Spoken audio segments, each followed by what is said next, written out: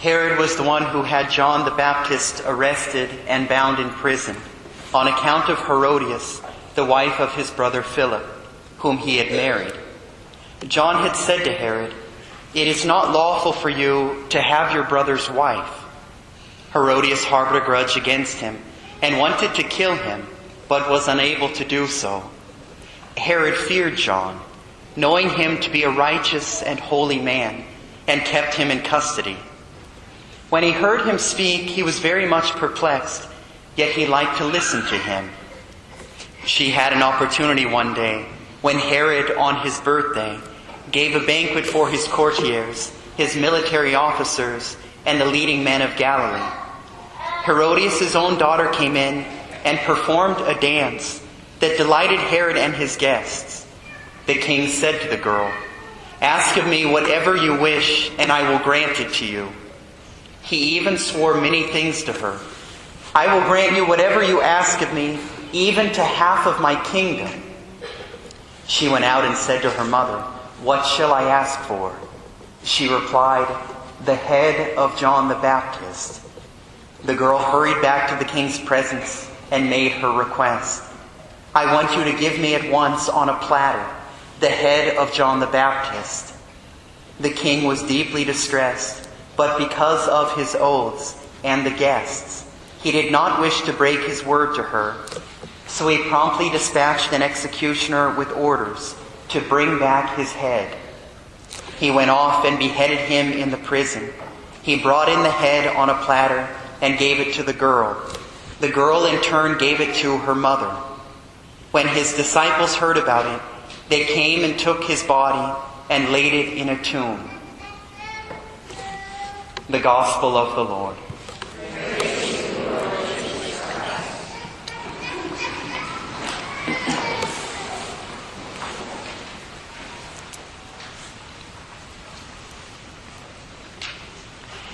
As we celebrate the death of John the Baptist, which is actually the day we celebrate his birth in heaven, I'm reminded of an experience from my seminary years.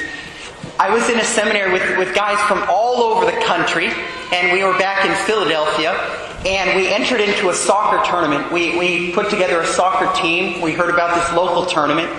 And on the first day, the first game we played together, there was one guy on our team in the seminary, and this guy, he was like the ideal seminarian. You know, everyone thought, gosh, he's the holiest guy in the seminary. We get out on the field, and he was phenomenal.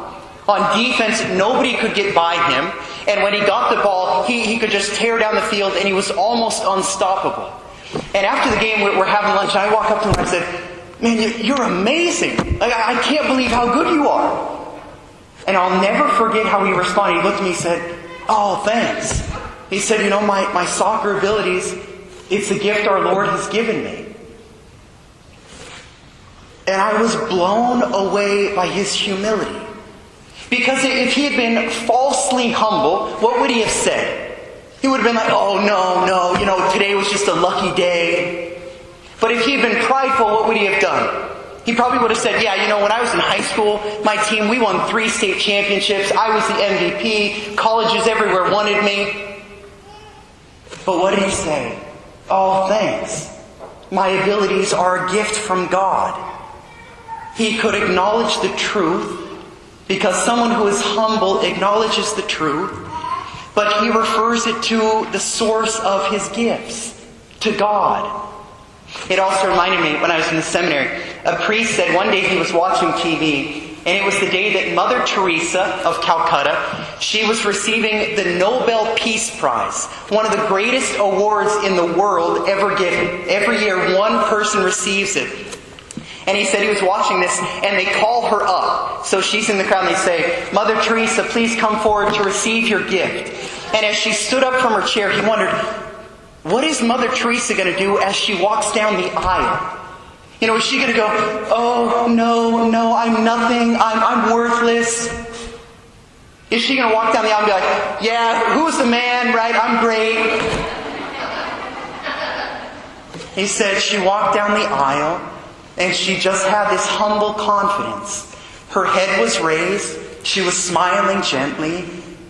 And he said, because that reward was a gift for God, whom she had given her life to.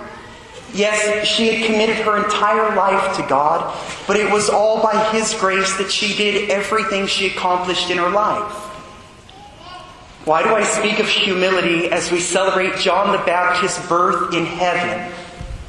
Because, students, many of the saints believe that John the Baptist has one of the highest places after Our Lady.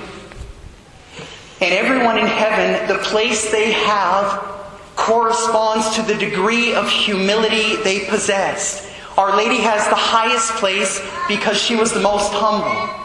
Why is John the Baptist shortly thereafter in his place in heaven?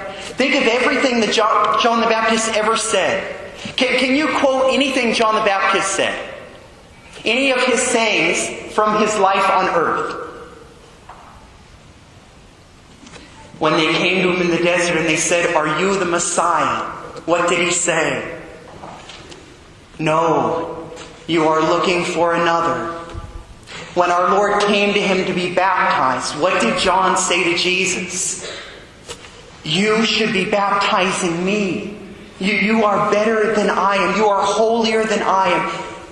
He had the most profound humility.